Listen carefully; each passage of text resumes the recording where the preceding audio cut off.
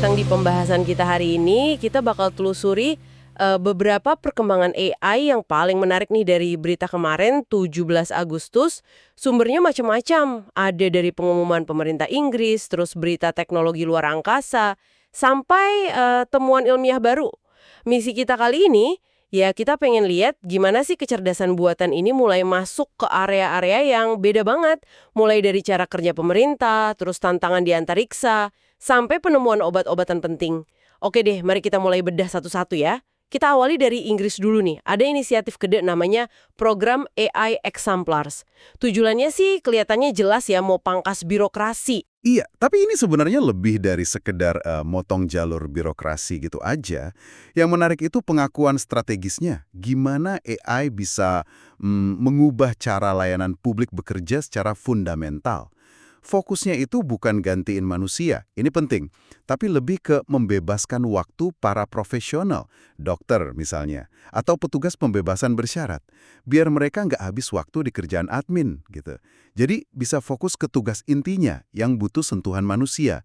Ini soal optimalisasi. Oke. Jadi konkretnya gimana tuh di lapangan? Ada contoh yang menonjol nggak? Ada. Di NHS, layanan kesehatan nasional mereka, itu lagi diuji coba AI buat bantu dokter bikin ringkasan pas pasien mau pulang. AI-nya ini pakai yang namanya Large Language Model.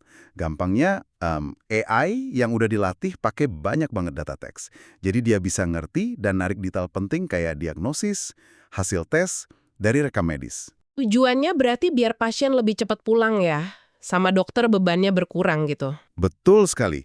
Biar prosesnya lebih cepat, beban admin dokter juga jadi ringan. Nah, ini semua didukung platform data NHS yang aman juga. Jadi, informasi penting bisa dibagi antar unit layanan kesehatan dengan lancar. Oke, jelas. Nah, dari efisiensi di kantor pemerintah, kita geser yuk ke lingkungan yang beda banget, ekstrim malah, luar angkasa. Ada kolaborasi NASA sama Google nih katanya. Betul.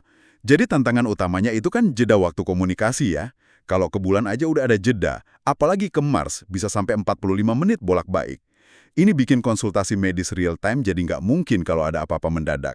Nah, solusinya itu si asisten digital petugas medis kru atau CMODA. CMODA. Itu gimana cara kerjanya? Semacam dokter AI gitu? Bisa dibilang gitu, dia itu AI yang dilatih khusus pakai literatur medis penerbangan antariksa. Pakai natural language processing, jadi dia ngerti bahasa manusia sama machine learning buat bantu kru diagnosis dan nanganin masalah kesehatan sendiri di sana.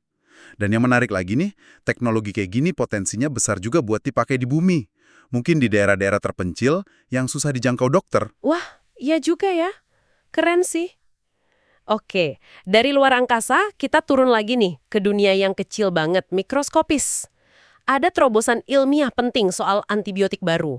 Katanya AI bantu nemuin dari sumber yang nggak biasa, archaea. Iya, ini penting banget karena kita kan lagi hadepin krisis global resistensi antibiotik ya. Nah, Archaea ini kelompok organisme purba yang selama ini bisa dibilang jarang dilirik buat sumber obat. Penelitinya pakai deep learning. Ini jenis AI yang jago banget nemuin pola rumit di data besar, pakai model namanya Apex-11 buat nambang data protein dari macam-macam archaea. Terus hasilnya gimana? Mereka nemuin lebih dari 12.000 kandidat molekul peptida baru dinamain archaeasin. Terus mereka coba bikin 80 diantaranya di lab. Hasilnya, 93% nunjukin aktivitas antimikroba. 93%. Wow. Iya, tinggi kan? Salah satunya, namanya Archaeasin 73, itu dites ke tikus yang kena bakteri superbug Abaumani, dan hasilnya efektif, sebanding sama antibiotik polymyxin B yang udah ada. Apa sih yang bikin archaeasin ini beda atau spesial gitu? Komposisi kimianya unik, agak beda dari antibiotik yang biasa kita kenal. Cara kerjanya juga spesifik, dia nyerang selaput pelindung bakteri. Yang menarik lagi, toksisitasnya ke sel manusia itu cenderung rendah. Dan ada kemungkinan kalau beberapa jenis archaeasin digabung, efeknya bisa lebih kuat lagi. Jadi sinergis gitu. Ini kan jadi membuka pintu baru ya buat eksplorasi sumber-sumber hayati lain yang mungkin selama ini kita lewatkan dalam cari obat baru. Oke, jadi kalau dirangkum nih dari semua cerita tadi, apa artinya ini buat kita, buat Anda para pendengar? AI ini jelas bukan cuma satu teknologi aja ya, tapi lebih kayak alat serbaguna yang pakainya makin luas. Dari bikin layanan publik lebih efisien, Dukung misi eksplorasi yang, wah, ambisius banget, sampai bantu kita cari solusi buat krisis kesehatan global. Betul.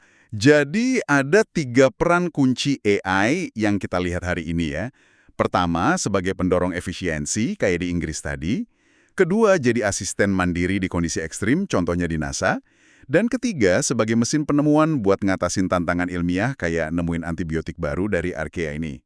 Nah, sebagai penutup nih, ada satu pertanyaan buat Anda renungkan.